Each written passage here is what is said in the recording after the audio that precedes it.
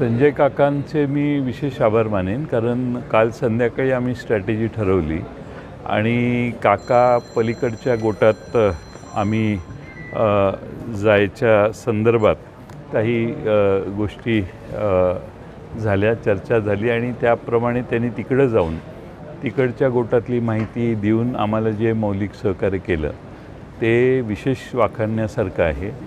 त्यांना तिथं कट्टरता दाखवण्यासाठी काही गोष्टी कराव्या लागल्या ज्या आमच्या अंडरस्टँडिंगच्या होत्या, पण त्यांचेही मी आभार मानतो. परवा दिवशी जिल्हा परिषद अध्यक्ष आणि उपाध्यक्षपदाच्या निवडीनंतर जयंत पाटलांना मुलाखतीमध्ये त्यांनी एक स्टेटमेंट दिलं की संजय काकांना आम्हीच तिकडं पाठवलं होतं आणि आम्हाला ते माहिती देत होते. जयंत पाटलांना माझं सांगणं आहे, मी तुम्हाला आयुष्यात कधी नेता मानलं नाही आणि मानायची वेळही येणार नाही, पण तुम्ही जे काही पोरकटपणानं केलेलं वक्तव्य आहे, या जिल्ह्यामधली माणसं राजकारण जवळून पाहतात. तुम्ही किती वेळा भाजपमध्ये येण्यासाठी उमरे झिजवले त्याचा संजय पाटील पण एक साक्षीदार आहे. तुम्ही कुणाकुणाशी बोलता, कसं अंडरस्टँडिंगचं राजकारण खेळता, कसं आपल्या तालुक्यामध्ये तुमचं राजकारण आहे, एकाच गावातले दोन गट एकमेकाच्या विरोधात लढवायचे आणि आपली राजकीय पोळी भाजायची. या सगळ्या बाबी, या काळा इतिहास मला काढायला लावू नका.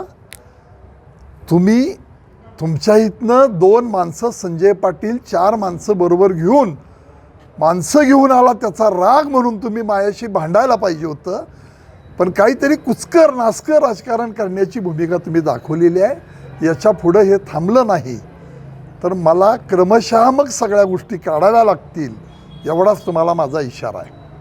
काय हेतू होता त्यांचा असं तुम्हाला वाटतं? अडचण करावी, हे जाऊन माणसं भेटतात.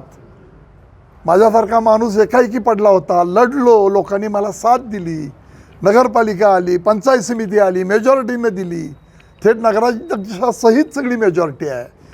त्यामुळे लोकांनी माझ्यावर केलेलं प्रेम आहे, लोकांनी मला दिलेली शक्ती आहे. तेव्हा मला असं कुठंतरी दिवसा वेगळं रात्री वेगळं अंडरस्टँडिंगचं राजकारण करावं हे मी कधी केलं नाही. तुम्ही माझ्यावर आक्षेप करताय की माझ्या राजकारणाला कुठंतरी अडचण निर्माण व्हावी. लोक शहाणे असतात, लोक ओळखतात, पण तुम्हाला त्या निमित्तानं मी हा इशारा देतोय. तुम्ही महायुतीत सक्रिय झाला म्हणून त्यांचा हा पोटसूळ आहे? पोटसूळ तोच आहे ना, दुसरं काय. पोटसूळ हाच आहे की आपल्या ह्या पद्धतीनं आम्ही त्यांना मागणी केली होती की आम्हाला आमच्या अजितदादा गटाला, राष्ट्रवादीला तुम्ही अध्यक्षपद द्या. अजितदादांचा दुर्दैवी घटनेनं मृत्यू झाला, त्याच्यामध्ये आम्ही मागत होतो, ती खरी श्रद्धांजली ठरेल. पण आदल्या दिवशी ही प्रक्रिया झाली, आम्ही तिथनं मी उठून आलो आणि मग वहिनींचा, CM साहेबांचा हा मला फोन पण झाला, असं करू नका, आपणाला सगळी महायुती म्हणून आपण एकत्र राहायचं आहे.